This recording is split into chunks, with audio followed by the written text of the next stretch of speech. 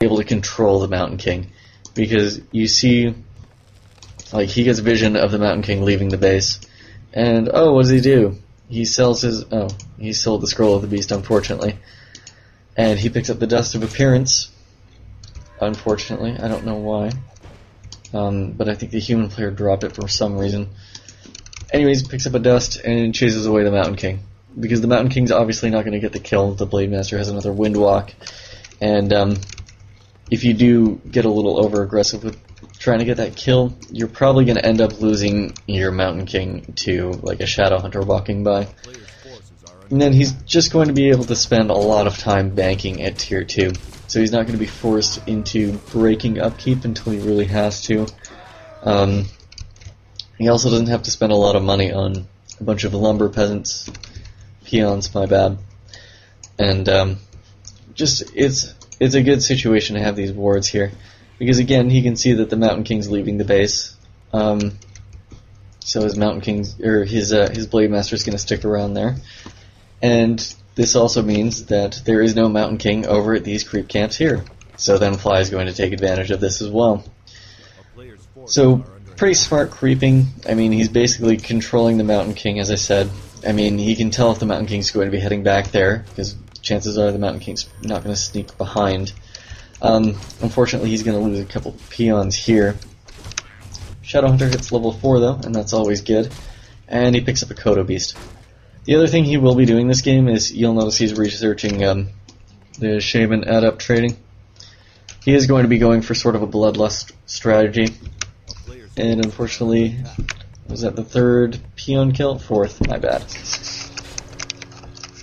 Does get rid of the Mountain King eventually though, but those are the kind of things that you want to avoid as an Orc player, just so that you can break upkeep a lot more effectively. Because what a human player has, obviously, is tons of towers, and they're basically going to bank until they can break to 80 food. And that's when the human player's gotcha. So he cancels a couple salves. He does have the ward there, so he can actually see what's being healed. So he can actually do that wrap around the tree thing without getting bolted, which is very nice. Burns another dust and drops the Scroll of Town portal. Basically just beefing up the blade a little more. And he is at tier 3. So the first thing that he is going to be getting is a reinforced defenses upgrade, because what a human player can do is, with like the first 5 gryphons or whatever, is run into your base and sort of pick off a couple burrows. So having that reinforced burrow upgrade is a huge help, just because you can actually repair stuff. So getting your way to tier 3 quickly and effectively, always good news.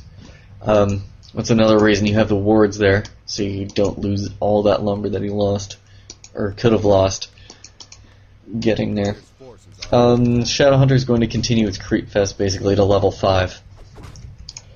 And you will notice that the Orc player does indeed have 3 bestiaries. Now, considering the fact that the Mountain King hasn't left the base, and he hasn't really sent anything to scout, like he did try to send that militia, but obviously he gets picked off here by the Blade Master. Basically, when you see the 3 bestiaries, that's when you prepare for things like, oh, tons of Bat Riders. I'm probably going to need some armor upgrades. I mean, you should obviously expect it as a human player anyways, that he's going to get some Bat Riders. So armor upgrades are effective. Now, I thought Fly was actually going to miss this militia kill, but apparently Yumiko gave up on it, which is too bad. And the other odd thing is Yumiko didn't actually try and creep out these the troll trappers at the top. I don't know why. And he also didn't finish off these 2 little gnolls. It probably would have helped a little, at least. I mean, get a little bit of creeping done. Would have at least given him about 100 EXP. Would have been nice. But no big deal. Blade Master is hit level 4, and I thought that was odd that he sold the circlet as opposed to the Ring of Protection for the Orb of Lightning, but I'm sure he had some sort of reason for that. Shadow Hunter hits level 5. It's always a good level for a Shadow Hunter, just because you get the level 3 healing wave. It's always a great item to have. especially if you're going with sort of a ground-based army. If you're just going with like Wind Riders or something, you're better off leveling up your blade to level 5 as opposed to your Shadow Hunter. Reason being is because you're not going to be able to get an awful lot of healing waves, and it's not going to be as effective even with Spirit Walkers. So what's going to happen is they're just going to like focus units one at a time, and because Wind Riders don't really have that HP base that Raiders and Walkers obviously do, it's just going to become a lot less effective because of how much healing the healing wave does.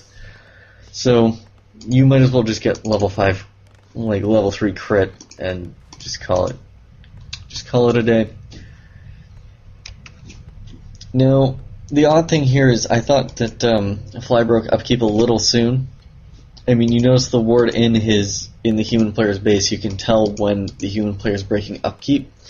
So you can basically gauge when to break upkeep from that as well, especially if you've had like a nice mid-game like Fly has had in this case. Like, he knows the Mountain King's still just sitting there, doing nothing. So, yeah, I just would have broken upkeep a little later. Because as the Orc player, you're probably not going to be attacking a base full of towers, and if you do, it's probably because they've left, as opposed to because you want to do damage to them and try and take out their expo. So obviously you're going to wait for the fight to be brought to you. I don't know. You could time it a little differently. That's all I'm saying. It could have also just been like he had so much gold he might as well have broken upkeep. Oh, he also broke upkeep with an alchemist and a bunch of bat riders and some shaman. Basically what the alchemist is going to do is allow those bat riders to do a lot more damage. So when it comes to getting into like your ground army with bats against griffin type battles, what you want to do is you sort of want to wait for them to cast their protection scroll so that you can cast your dischance and then your acid bomb and then be able to do a lot more damage with your bat riders. So, I mean, the human player in this case doesn't have any protection scrolls. He's not releasing any of these bat riders, just because he doesn't actually want to set up a fight in this base. So a lot more bloodlust going off. Unfortunately, Mountain King sort of gets in a bad position, so he gets focus fired and he's forced to town portal. This is another reason you don't want to waste your bats too early, because he only picked off, I think, 2, maybe 3 griffins with that. He didn't really get that many, and it was a lot of bat riders. But with the expo, he does have the 4 bestiaries, which means you can constantly just waste out those bat riders, but you don't want to waste them too hastily. So he continues casting his acid bomb. Always a great thing to do. It does the same damage as shockwave actually, and it does the armor reduction. Just takes it over time, and it does it to air units as well. Plus you don't have to buy an orb for an alchemist, so it's a pretty solid hero to pick. The other option would be something like a Pit Lord, but Pit Lord really only does for damage reduction, so you would probably want to go with like a Wind Rider or sort of a ground-based army and stay away from Bat Riders, just because, sure, the Bat Riders will be like their usual effectiveness, but you're going to be playing more of an attrition game with a Pit Lord. So, does he have a protection scroll? No, he doesn't. I was looking for it. He just has Devotion Aura. So you'll notice the Bat Rider's blowing everything up, and then he's got his Bloodlust doing the rest. But basically the game was won by the fact that the Mountain King didn't leave the base for forever. He does get this around on the Raider, but it's going to die. And he broke upkeep at fairly decent times, so, I mean, he had the economy working for him. He didn't have to build all the towers and go through all the grief of losing a bunch of peasants in a harass. And then he played a nice, steady game from there. It was pretty rape. I mean, the human player was very afraid to leave his base, obviously because the wards were there. I mean, if they're there, you're not going to leave because you're going to get owned. because you actually can't fight as a human player without like 80 foot of gryphons. So basically, Fly sort of wore him down in that aspect. And yeah, it's a pretty effective and simple thing to do. Plus you can get like Stasis Trap for 100 extra gold, because you're going to have that Shadow Hunter walking around anyways. And what you do sort of mid-game is when your Blade Master hits level 3, just as sort of a safety precaution. I don't think I pointed this out, and I don't even know if this was done in the replay. But what you do is you sort of scout out the areas that you're going to be setting up wards before you send your Witch Doctor down there, so that it doesn't get picked off and then you have to build another one and another one. So, you know, play it a little safe with that Witch Doctor. Anyways, other than that, basically, time your expo at tier 2, there's not going to be much he can do to stop it, because all he really has is the Mountain King and a bunch of footies. Maybe some mercenaries, but that's 50-50. A lot of people don't go mercenaries. So that's basically how to play against a Mountain King. This works on pretty much every map. Doesn't work on things like Nullwood, though, because you really have to keep track of a lot more places. I mean, it still does help, but it's a lot harder to stop the Mountain King from escaping and using a Staff of Teleportation and a bunch of other complicated crap. Anyways, that's going to be the end of the audio. I'm going to be doing more of the campaign type stuff in the future. We've just been busy, so we're going to get that done soon, hopefully. I'm excited for it because the next part should be sweet.